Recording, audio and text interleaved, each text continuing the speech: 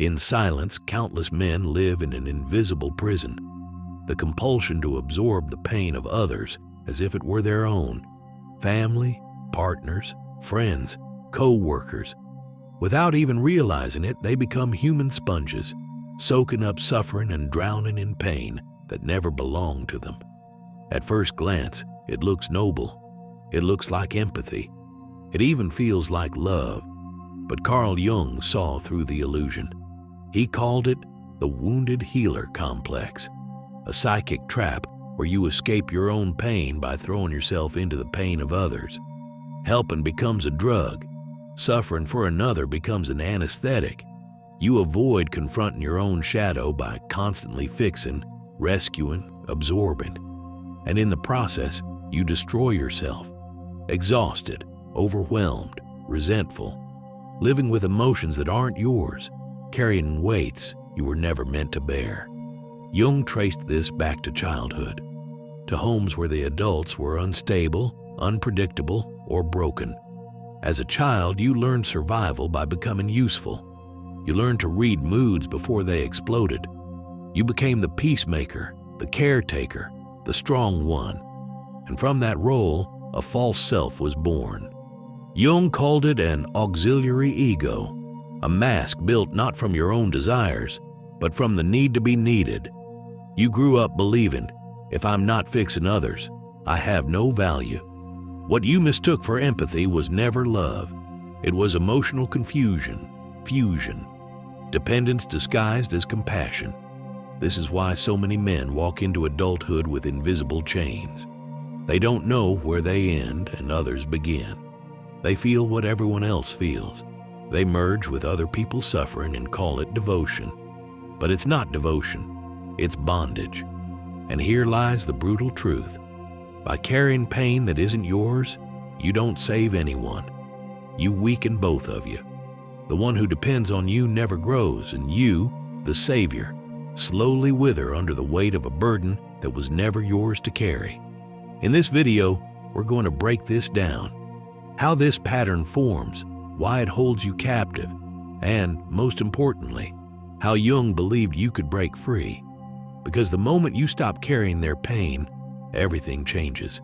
Not just for you, but for them too. You are not here to be the world's emotional dumping ground. You are here to build your strength, to master yourself, to live from a place of clarity and power. And when you finally stop absorbing everyone else's pain, something remarkable begins. You heal. The compulsion to carry pain doesn't come out of nowhere. Behind it is a silent story written in childhood. Jung noticed the same pattern over and over. Adults who feel emotionally responsible for everyone around them were usually forced to mature too soon. Instead of being cared for, they learned to care. Instead of being seen, they learned to observe. Instead of asking, "Who am I?" they asked, "What do others need me to be?" And so they created what Jung called an auxiliary ego, a false identity built around usefulness. Not a personality shaped by authentic desire, but by survival, by the need to keep unstable adults calm. The child who should have been free to explore life became an emotional firefighter. Sensitive to every shift in tone, every storm brewing in the air, he adapted himself constantly to keep chaos under control. He became the good child, the mature child, the responsible one, never causing trouble, never showing anger, never showing need. But this obedience came at a cost. Deep inside, the true self was suffocated.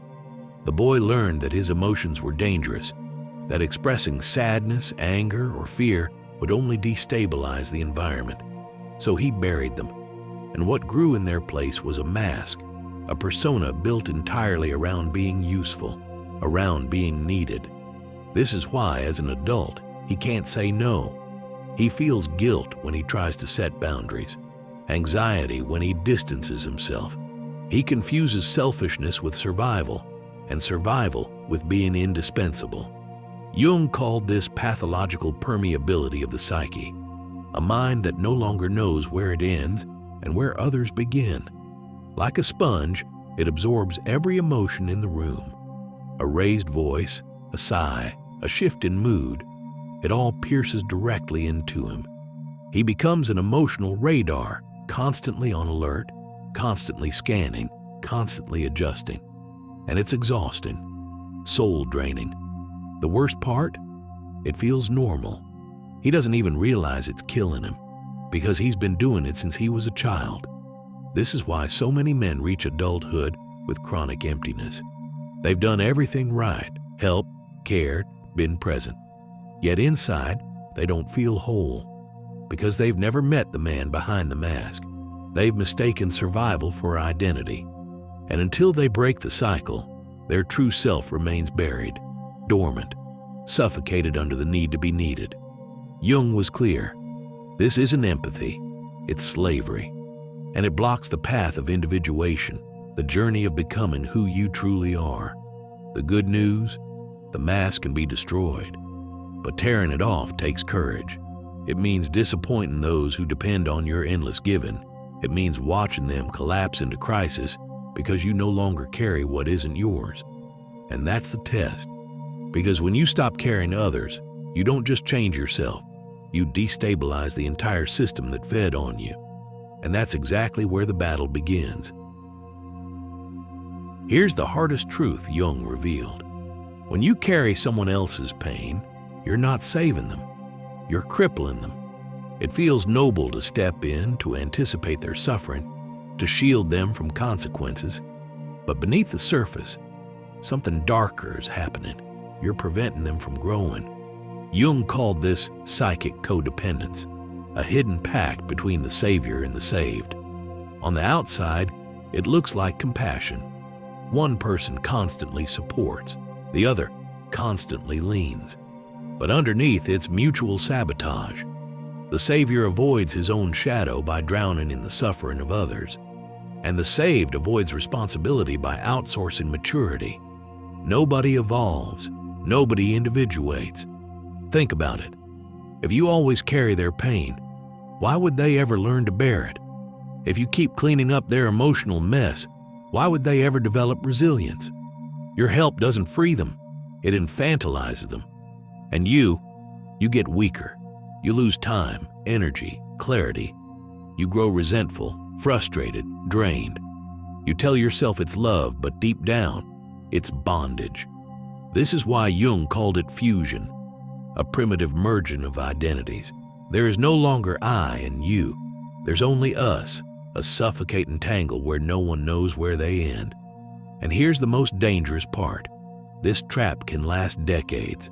Entire marriages, friendships, even family bonds, sustained not by love, but by dependency. The savior needs to be needed. The saved needs to remain fragile to keep the savior close. It's an unconscious dance where no one wins. And while both cling to the illusion of love, what actually grows is exhaustion, resentment, silent despair. The one who carries is crushed under burdens not his own. The one being carried never learns to walk. Together, they mistake paralysis for intimacy. And the longer it lasts, the harder it is to escape. Because leaving feels like betrayal. Saying no feels like cruelty. Setting boundaries feels like abandonment. But this is the brutal truth. Continuing to carry them doesn't save them. It destroys you, and it keeps them weak. True compassion requires one thing most people can't stomach: boundaries. And boundaries, in this dynamic, feel like knives. They trigger guilt. They provoke anger. They collapse illusions. But they're the only doorway to growth. When you stop carrying their pain, they enter a crisis. And in that crisis, something vital happens. They're forced to face their own shadow, to build strength they never had to build before. That's why Jung insisted, real love doesn't carry, it confronts. Real care doesn't fuse, it separates.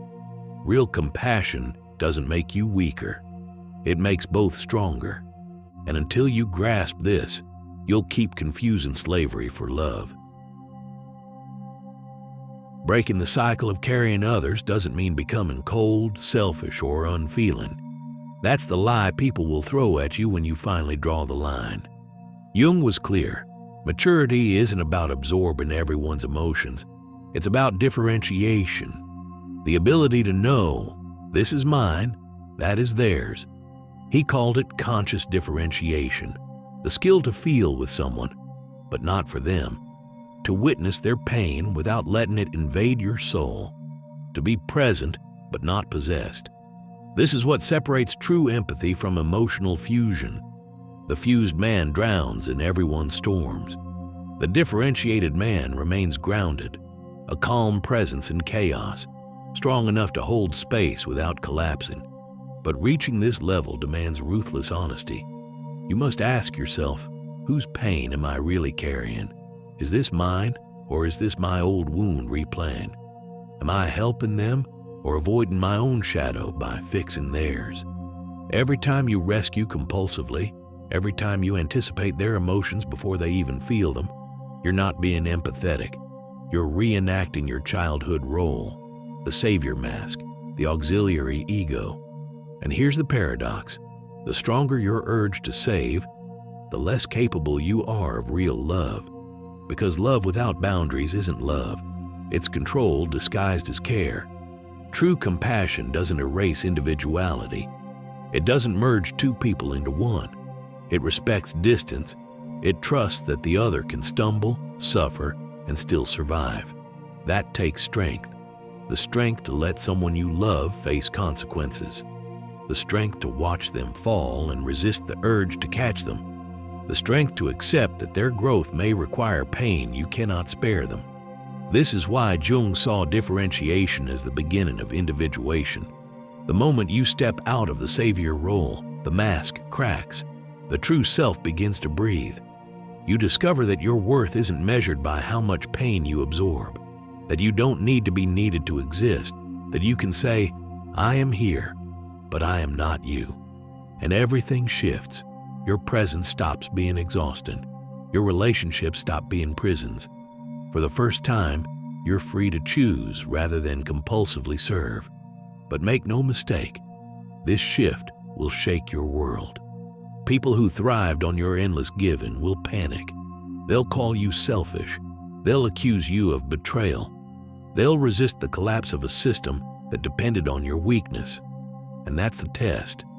To hold the line, to refuse to return to the role, to embrace the discomfort of standing firm while they adjust to a new reality where their pain is theirs to carry. This is the forge of strength, the moment when silence replaces rescue, when boundaries replace self-sacrifice, when presence replaces fusion, and on the other side of that fire, liberation. When you stop carrying the pain of others, everything changes. Not just inside you, but in the entire web of your relationships. The bonds built on your endless giving start to collapse. The people who only valued you for your availability recoil. They accuse you of being cold, selfish, unloving. But what they're really feeling is the loss of control, the collapse of a dynamic that kept them dependent and kept you enslaved. And though it's painful, that collapse is necessary. It burns away illusions. It exposes who truly loved you and who only loved what you gave them. The relationships that survive this fire are reborn on a new foundation: authenticity, choice, respect. You finally see the difference between love and need. Love doesn't demand you erase yourself. Love doesn't require you to bleed so another can breathe. Love respects boundaries. Need consumes them. Inside, something awakens. Energy returns. The silence that once felt unbearable becomes a sanctuary. You discover you can be alone without guilt, present without exhaustion, loving without losing yourself. For the first time, you are whole. And from that wholeness, real compassion emerges. Not the compulsive savior mask, but a grounded presence. You can stand with someone in their suffering without fusing with it. You can care without controlling. You can love without erasing. Jung said true compassion requires strength. The strength to allow others to face their shadows. The strength to watch them stumble without rushing to carry them. The strength to trust that their pain is their teacher, not your burden. This is the turning point. The day you stop carrying what isn't yours is the day you reclaim yourself. You break the mask. You dissolve the auxiliary ego. You stop existing to be needed and start living to be whole. And here's the paradox. You don't lose love. You finally become capable of it, because only a whole man can love without chains. So now the choice is yours. Stay in the prison of the Savior, bleeding out under burdens that don't belong to you, or step into wholeness, where your strength no longer comes from being needed, but from being complete. If these words hit you, leave it in the comments.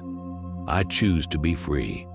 Because the moment you choose freedom, you begin to build the inner citadel Jung spoke of, an unshakable presence no one can exploit. And share this video with a man you know is still drowning in the pain of others. He needs to hear it. The journey doesn't end here. In our next video, we'll dive deeper into the boundaries that protect your energy and the silent power they create. Stay strong, stay awake, and remember, carrying their pain was never your mission. Becoming whole is.